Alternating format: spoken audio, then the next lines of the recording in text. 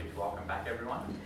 So previously we covered our anatomy and physiology components. So now we'll be putting that into fitness programming, so understanding the principles of training. So now to use it back, I'll just get you to sign that attendance form again, and then we'll start going through this. So this unit will be pretty important, as this unit describes the performance outcomes, knowledge and skills required to plan, instruct and evaluate a variety of fitness programs. So this is pretty much putting together all your exercises for your certain individual. So basing a program, we'll have to look at the individual, sit down with them, go through an initial consultation with them, and sort of ask the questions, you know, what are your goals? Why do you come to us? What would you like to achieve? Find out what they like to do, what exercises they like to do in particular, what they don't like to do.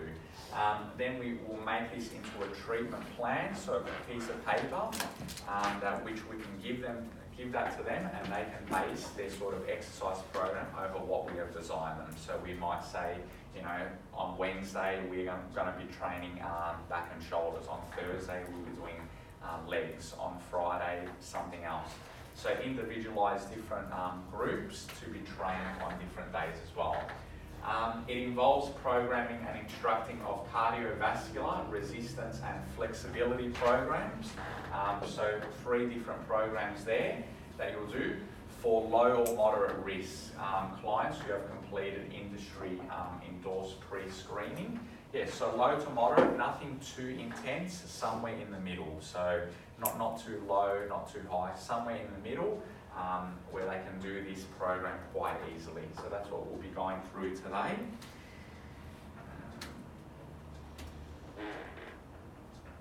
And then, we'll be identifying client requirements, developing program plans, conducting exercise sessions, and evaluating plans as well. So have any of you been to a PT or exercise physiologist where you've gotten a program sort of designed for you before? Any of you's gotten something designed like a workout program or a gym program? After I had my son, I went back to the gym. Okay. It was based on, you know, easing back into gym life and stuff. And what sort of exercises did you find you were doing like in that program? Core strengthening, pelvic exercises and things like that, just to help build strength and then got back into training. Perfect. And how long was that program for? Was it like for 6 months?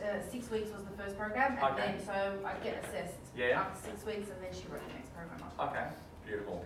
Did you find that you had like progressions, like 6 weeks you went well, and then they added on something harder? Yes. And how did you find sort of the change throughout it? It was good because I used to go gym before, before I had my son as well, like during pregnancy.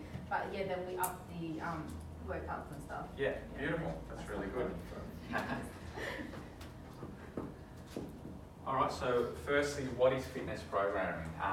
So designing a fitness program that effectively and efficiently meets the stated fitness goals of a client.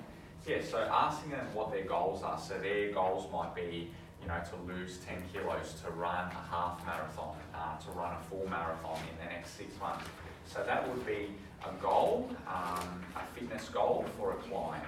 So we'd note that down on our exercise plan that we create. And then, designing a fitness program that takes into consideration the needs of a client. So really listening to them. What are the client's needs? What are the client's wants? What do they really want out of this? Why have they come to me? So asking yourself all them questions when doing this. What are their weaknesses? So even asking to them, you know, what are your weaknesses? Do you think you struggle with this, you know, or this certain exercise? What are your strengths? Their strengths could be, you know, they really are committed to eating a healthy diet. They're committed to their exercise. So stuff like that. They're sort of general questions we need to ask that are vital to find out. So now we'll go through, I'll start writing on the board, different things we can sort of ask clients. So we'll start with my client's health profile. So we'll write this up.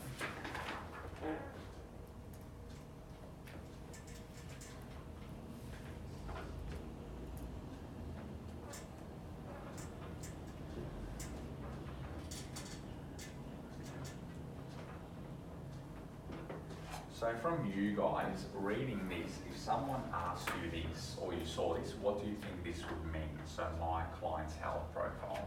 So any sort of ideas? Their details initially, yeah. Yeah, so what sort of details? So weight, Yeah. maybe height. Yeah, you can do that, yeah. History, age, weight, height. Yeah, okay. So height, I reckon we'll all write these down together. So Hello. height, Sorry, is anyone parked downstairs? weight. I know you guys know. No, but the car park's all full and I know he'll come and attack me soon. So height, weight, history, so we put down them three. Why do you think each of them would be important finding out? Well, with their weight and height, you can check their BMI. Yeah, So- perfect. See if they're on a healthy, Yeah. where they are. Yeah, The that's weight, right. the weight. Yeah, so we'll put these two checking BMI. So does everyone know what BMI is? Yep. What is Body it? mass index. That's right, beautiful. So body mass index, yeah. So that's pretty much, yeah, putting them two together, going through a series of tests and then finding out the body mass index. So yeah, they can do that through skin folds. So that's a certain tool that someone will use, an allied health professional. So measuring around your waist, your arms, and comparing that with your height and weight, and that will find your body mass index. So with history, what do we all sort of want to look out for? What sort of things would we ask with history? Like any health issues in the past. Yeah. Yeah. heart issues, Yeah, Asthma, anything Yeah, like that, perfect. any past injuries. yeah.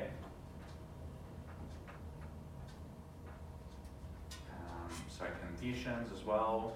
So maybe like diabetes, heart attack, stress, anxiety, depression. Yeah, so all of these will be on probably that history form. So we'll need them to sort of fill that out as well. Yeah, and this gives us a clear indication, different conditions. So, we don't want to push them too much with that certain condition. They might be on medications for that certain condition. Past injuries, so we don't want to cause that injury again by potentially putting them at risk with certain weights or certain exercises as well. Yeah, different issues. Yeah, so that's really good. So the next one, so what we'll do is my client's health and fitness goals. So what would some of your health and fitness goals be for you guys in the room, do you reckon, at this sort of stage? For me, like I want to build muscle. Yeah. And anything sort of for particular you want to build muscle for? Glutes. Yeah. I want to tone my arms. Yeah, perfect. Stuff like that. So building muscle tone.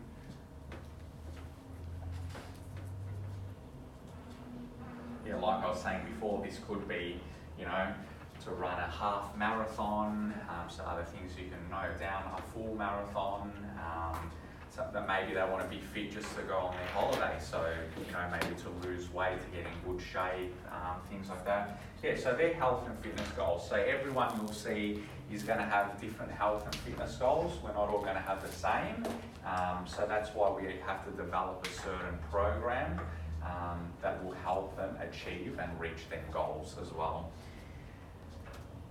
So next one, my client's special considerations and or injuries. So why do we think this is important, this point here? So my client's special considerations, what things would they be, do we think? What sort of things would they be? Like you said, you don't want to push them too far. Like, Yeah. for example, if they have asthma, they can't really do Yeah, like very high intensity workouts because that could trigger their asthma, Yeah. for example. that's good. Even with injuries, if they have like a leg injury, for example, Yeah. you can't, like, they should maybe refrain from Yeah. having too much weight or like Yeah, so consider knowing your their, boundaries with Yeah. the Yeah, that's right. or consider their form and stuff like that. Yeah.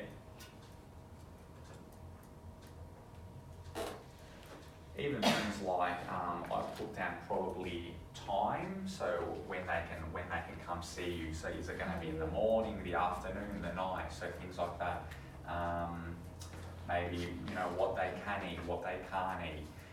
where they need to be at certain times. Yeah, so different injuries, concerns that they might have. Yeah, so just being considerate and understandable that, yeah, everyone has different situations, everyone has different things they want to achieve. Yeah, so just taking all that into consideration as well. Next one, my clients like to warm up by, so what would we add to this one? So this could be treadmill, this could be bike, this could be roller, this could be just a normal sort of jog around, might be a certain way you might warm them up by. Yeah, so different things like that. Could be stretching, conditioning, so things like that.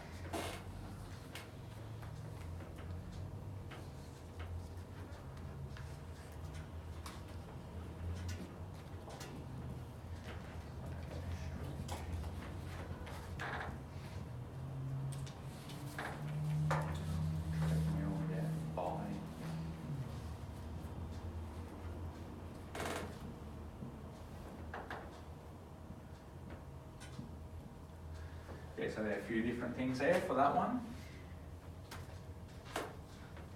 My clients really enjoy the following exercises. So it could be on the seated row machine, it could be on the lat pull down machine, could be on the cross trainer. So different things you'll find, you know, when you're training them a few times. So you know in their program always, you know, incorporate this certain exercise, or always, you know, implement that exercise in a certain routine. Yeah, so different things you're always sort of looking at as well. My client really dislikes the following exercises. So what things? Probably no one really likes to run, I reckon. I reckon we all don't like the treadmill at times. Yeah, so doing that as well. So what sort of alternatives do we think we could implement if someone doesn't like the treadmill or the bike? What do you guys reckon we could do with someone that doesn't like running or bike riding, for example, or warm up? Anything in particular? Yeah? I hate ab workouts, so what would you do if I want to get abs but okay, so with an ab workout we could look at different exercise, for example squats or deadlifts as well, so full body exercises that will incorporate not only our abs but sort of the muscles we looked at before, all our glute muscles, all our back muscles, our lower extremity, our forearm flexors and extensors when picking up the bar, dropping the bar, so different things like that. Anything else sort of that you might not like at all during exercise, that you want maybe a different alternative? Anything else? Yeah. So you like, what was that, sorry? Swimming? So you don't like swimming? Is that no, if someone don't like to. Yeah. If someone doesn't like it, swimming, you could use a different alternative such as walking, or even trying, it could be the particular way they're swimming. So if they're doing, for example, just general laps, you could do hydrotherapy sessions in the pool. So actually going through different exercises in the pool, changing it up, not just doing normal laps and things like that. That's good. So steps in program design. So there's a few steps here. So step one is that initial consultation. So that first chat you're going to have with someone is so important, just to get a gauge of where they're at, what they're looking for, and what they sort of want out of coming to you. So things you'll look at in step one, initial consultation. So client questions. So just asking what we sort of went through to. What are your special considerations? What goals do you want to achieve by coming here? Why have you come here? What exercises do you like? What exercises don't you like? So they're the different client questions you can ask. Health screening as well. So that could be going through a series of different tests. So what we did before, so looking at their range of motion, looking at their movement, how they're moving, what they're doing, what you can pick up on to correct as well in the future. Lifestyle information, so what are they doing outside of your consultations? You know, looking at things like their sleep, their food intake, very important things that will help make someone train a lot better as well. So are they getting them 8 hours of sleep, or are they getting 4 hours of sleep? Are they going to bed late, getting up late? Is that affecting their mood changes? So things like that. What things do they do things with their families? Do they go out and exercise for walks? Just general things like that. And then we look at step 2, so fitness testing. So 5 health-related components. Yeah, so we'll go through that a bit later on as well. But yeah, the fitness testing could be even things like BMI, so looking at that as well. Could be, their jumping heights, their sprinting, their sort of how long they can be on a treadmill for, different ranges of motion, looking at different muscles, so different things like that. Step 3, consulting, so testing results and interpretation, goal setting. Yeah, so sitting down with them and really getting into goals. What do you want to achieve? Where do you see yourself in 6 months? Where would you like to be in 6 months? So always having a goal, because I think goals gives people more of a purpose. If we don't have goals, people will sort of say to you and to them as well, why am I coming? Why am I seeing Michael if he hasn't sat down and he hasn't given me goals? Like, I'm coming for nothing. People want a goal for motivation. If there's no goal, that's where that motivation falls off. They'll probably end up cancelling appointments with you, sessions with you, and then it's hard to build a relationship like that if you don't sort of go through all these processes. A few more steps. So step 4, collate client info. So pretty much putting everything together. So with your testing, with your lifestyle information, you might say, oh, I want to look at all these things in 6 months. So if you get an initial sort of result and table that you set up from the start, you can put, on the first test in our initial consultation, their jumping sort of phase was a metre or something. Then in 6 weeks, you can test that again. And then you can say they jumped a metre 10. So noting this all down, it might be through, just files and putting it away in a filing cabinet. It might be through an online documentation system. But it's important we have all this. So if a client's down one day and say, oh, look, Michael, I haven't really noticed changes, you can bring these things up and you can say, at first, you were here, now you're here, look at the improvement, and then that's when they'll start noticing what improvements they've made. Step 5, so it's about designing and implementing the program. So with all their goals, with what they like, they dislike, how you actually create that program, so what you will do, what it's going to look like, so what will they be doing for warm-ups on Monday compared to warm-ups on Wednesday. What sort of areas are you going to be training with them? How are you going to hit them goals? So really putting all this sort of stuff that we put onto the board, all the testing together to actually start developing and creating that exercise program. So step 6, that's where I was saying, could be in 8 weeks' time a client loses motivation. So to see how they're sort of tracking along, to see if you've gotten them improvements, we have to retest. So it's always important to retest every 4 to 8 weeks. I personally, as a myotherapist, with my sessions, I retest every session. So if I treat someone's neck and then they've come back again the next week, I like to see their movement again. So I'll test all the ranges and then I'll see, yep, they're moving probably 20 degrees better than last week. So retesting 4 to 6 weeks is great, but yeah, if you even want to do it earlier than that, you can retest earlier than that. So using the same protocols as well. So trying to, whatever you did at first, using them to test again to test that same error. Don't try and change it and create something else. And complete further goal setting as well. So after you've retested that sort of 4 to 8 weeks, you might say, look, let's sit down, have another chat. You've done really well these 4 to 8 weeks. Let's sort of set goals for the next 4 to 8 weeks. So start replanning and rethinking with them. You might tweak designs, design templates that you made, treatment programs. Then things you'll find they'll start doing a lot easier. You might make exercises harder for that next 4 to 8 weeks. Yeah, so just thinking about these steps when creating these programs. So here we've got the 5 health components of fitness. So first, we always start looking at their muscular strength. So even doing different muscular strength tests as well we can do.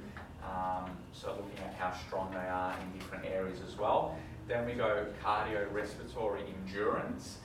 So that could be things like, running on the treadmill, rowing, bike riding, doing that.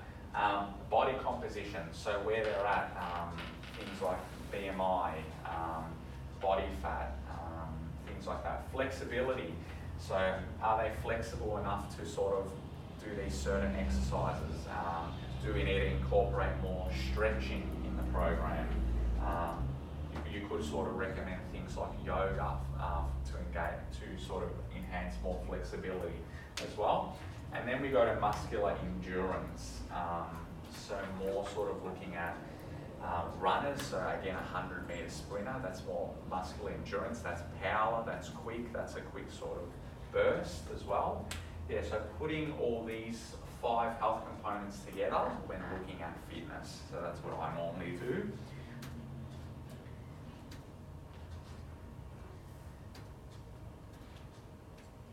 So now the steps as well, fundamental principles of physical training.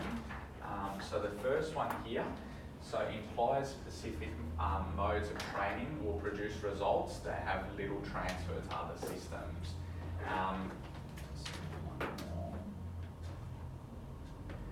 So these 3 we really want to look at. They're the good ones I'd say we look at here. So the second one, progressive overload. Let's take photos if you need. Progressive overload, so training that places extra demands on client systems above and beyond the amount of their body is used to. So in progressive overload means pretty much how can we make that harder for them? So what can we incorporate to make that a bit harder, that certain exercise or that routine as well? Adaptation, so significant improvements in performance occurs when the appropriate exercises are introduced. So with this one as well, what other things could we do when someone's not training in particular? So we could look at sleep as well. We could look at recovery phases, so what they're doing in their recovery phases to come back into the gym or back into the sessions as well. So it could be stretching, just pure sleep, good diet, could be taking things like magnesium as well, just to prevent cramps and things like that as well. Reversibility. If training is not maintained, the training threshold effects will be reserved. So this is about sort of getting a gauge of not trying to train them too much and too hard and too quickly as well. Trying to have that balance where you give them that maybe 1 day of recovery in between and that rest as well to come back to the next one.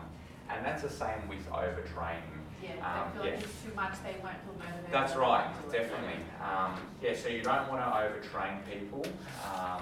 You might sort of get them turned off the exercise or the activity. Might cause, again, back to the sort of screening phase, different injuries. It might cause different concerns it may cause. So you've got to monitor their training, what suits their body, what suits their lifestyle with work, and things like that.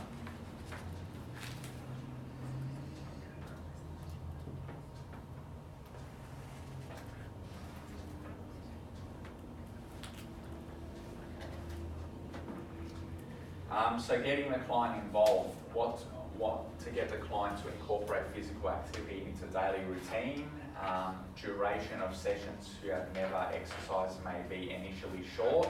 So you're not going to get a person that hasn't trained before ever to train, for example, for 2 hours. So how to introduce them slowly into the program, so they could be more sort of high intensity sessions that don't go for too long. So like maybe a HIIT workout or a small sort of weight session, 30 to 45 minutes. You probably wouldn't get them to, run on the treadmill. Something where, you can get them introduced, that way they can enjoy it as well.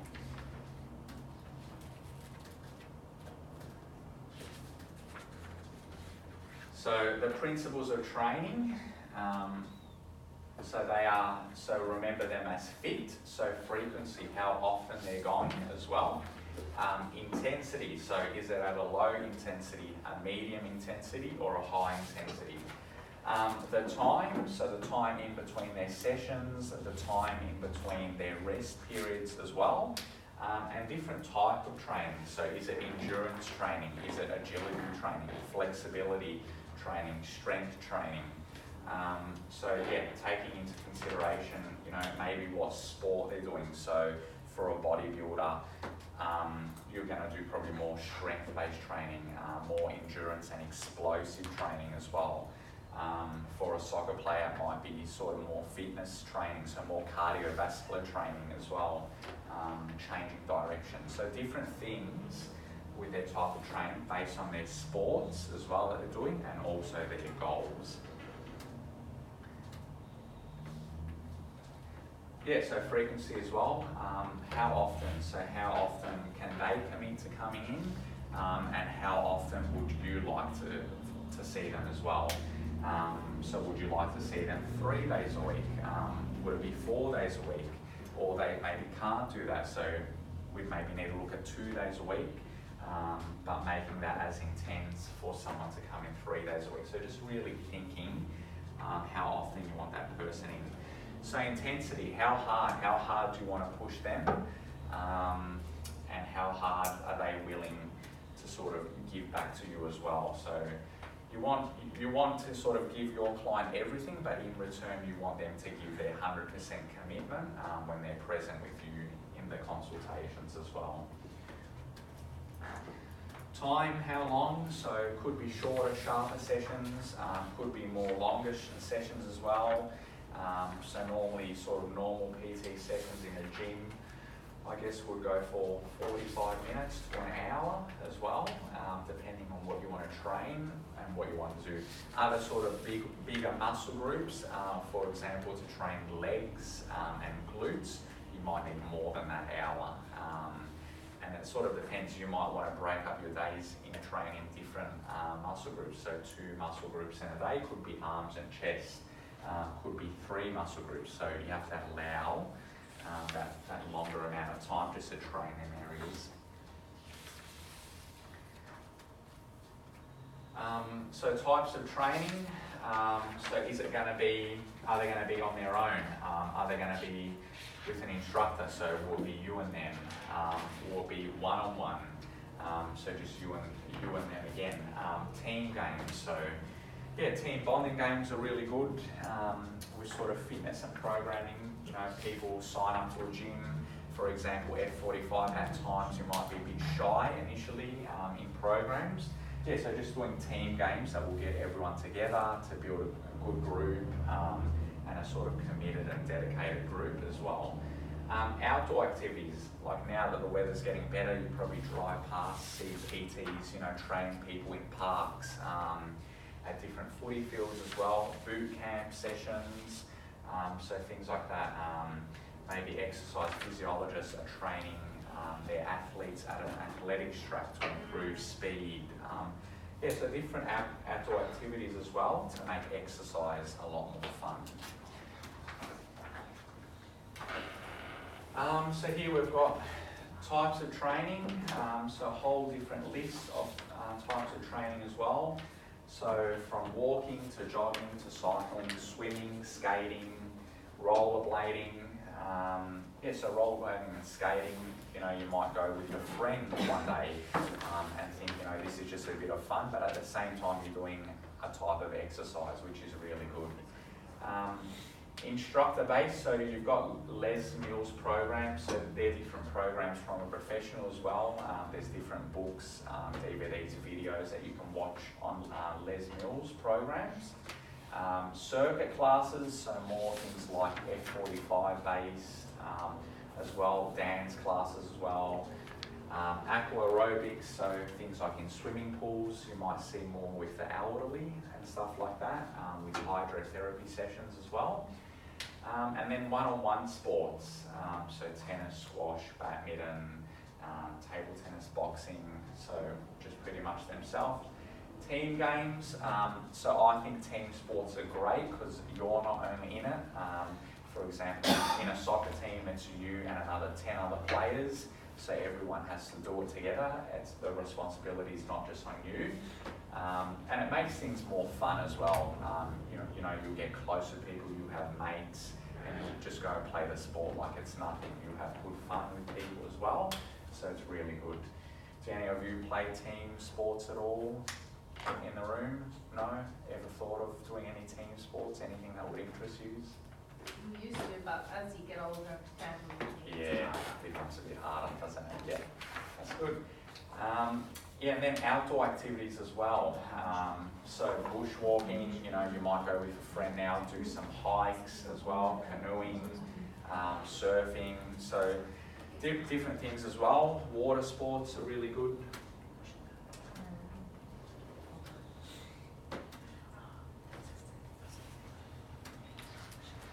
Perfect, so resistance training. So resistance training is not weight training or strength training. So resistance training can be fighting like with your own body weight, so doing exercises with TheraBands. Has anyone used TheraBands before? Yep, so different pulleys and bands as well, where you can set up, you know, around the door or around a table as well, and just doing different exercises. So not limited to the use of weight training equipment, so it doesn't specifically need to be just weights, it can be bands, like we were saying before. And it's not just limited to increasing strength, it can be for a lot of other things as well.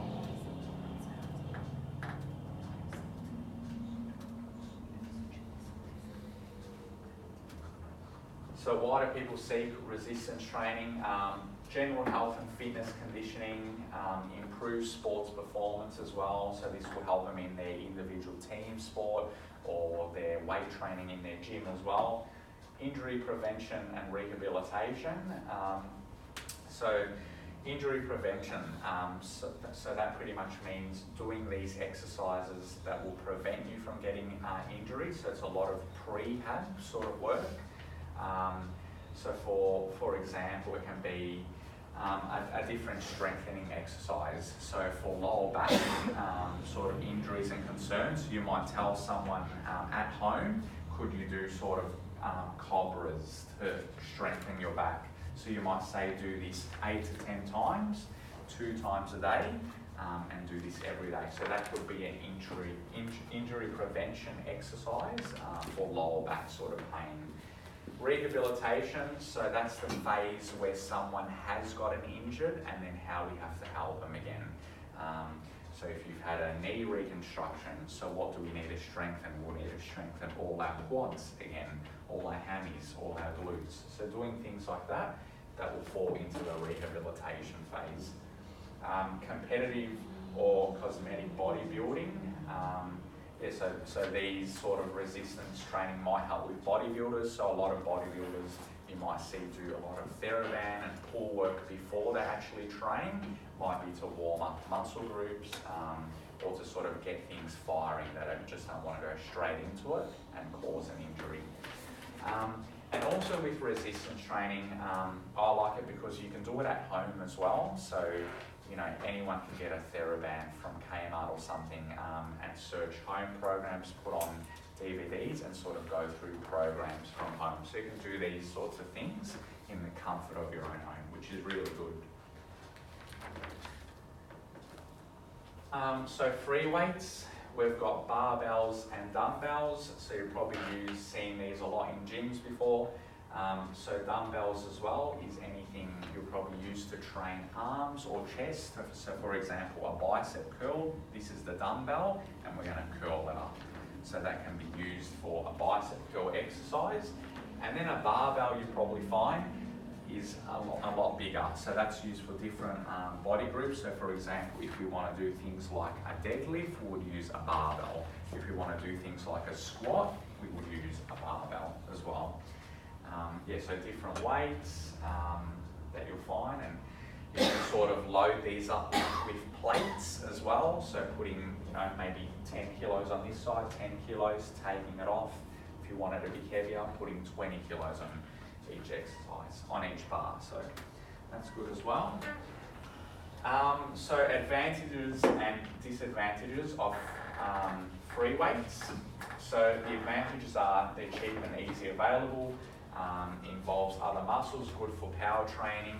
It uses your full range of motion. So that means with free weights, I like them more because you're not isolated to using a machine. So a machine, for example, a dumbbell curl machine, you can only go down so far, but with a free weight, you can sort of go as much as you want, more than that machine, because it's not restricting your range of motion and your movement.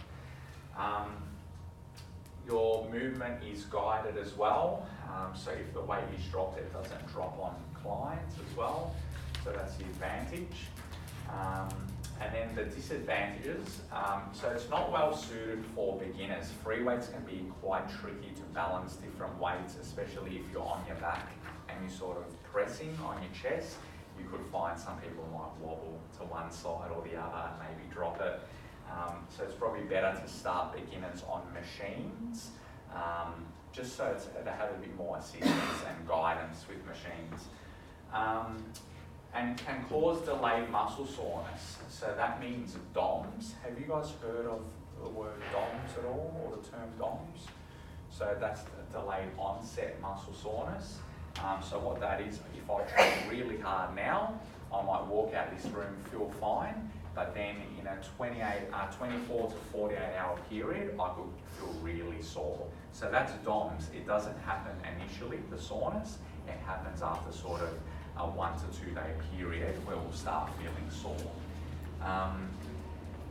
So with these ones as well, disadvantages, spotters are required. So with your clients, especially beginners, you must never ever leave them by themselves to do weights.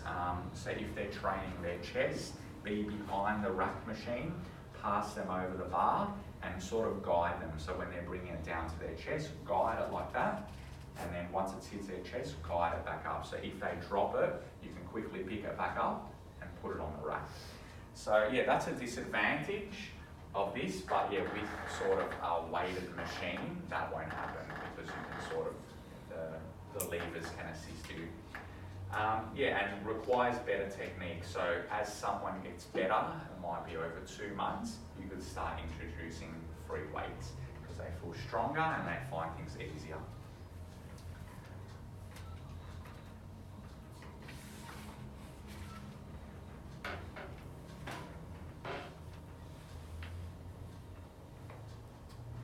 So free weights, so safety considerations requires high levels of motor coordination, so different movements and how we're going to react with looking at it, picking it up and things like that, and best for experienced clients. So what we were saying before with free weights, you're not going to introduce them to a beginner as well.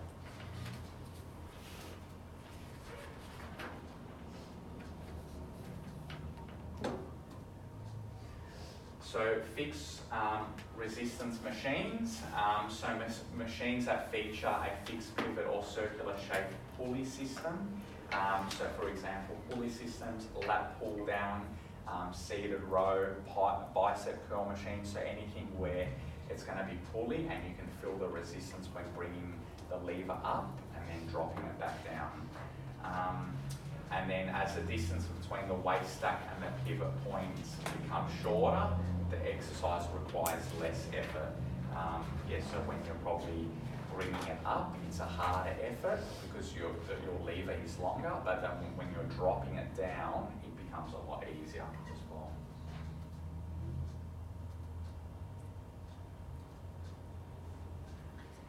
So resistance machines designed to maintain the effort of muscle exerts through the full range of motion, so being able to feel the full range and getting that full range, for example, when going in the down phase and then coming back up as well, feeling that full band throughout the movement as well. Resistance in the machines changes throughout the range of motion. So you'll find sort of upping the weight or lowering the weight, it's going to change your range of motion and movement as well, just because you've adjusted that weight.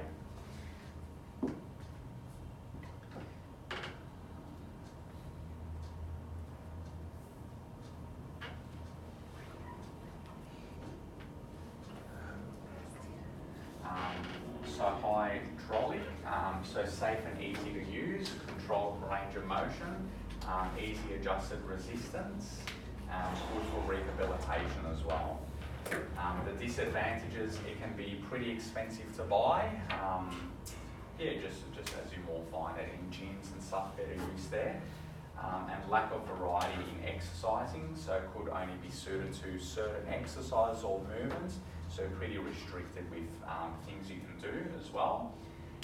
And then requires lots of space, so you need more space for these machines. You can't have it in a sort of jam and congested area, so it's going to be hard to access to and get on and get off the machines as well.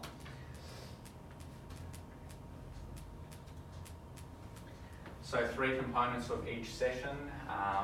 So what we were talking before earlier, so you might decide to train people different ways. So resistance training, cardiovascular conditioning, and flexibility training.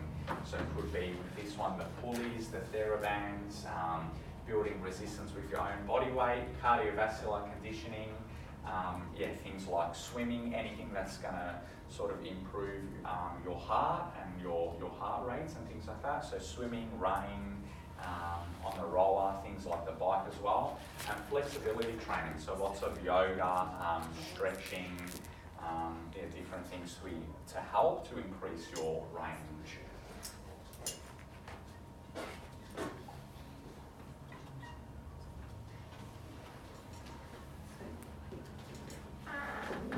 So with this one, strength intensity, so how much resistance and weight to use. So this is a lady here on a leg press. So that weight will be dropping back down and then she'll be pushing it back up on her legs. Can use 1 RM as a baseline, so just a good starting point as well.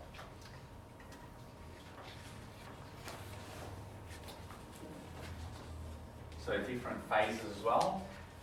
So this is probably a really good one to take a photo of. So phase would be warm-up.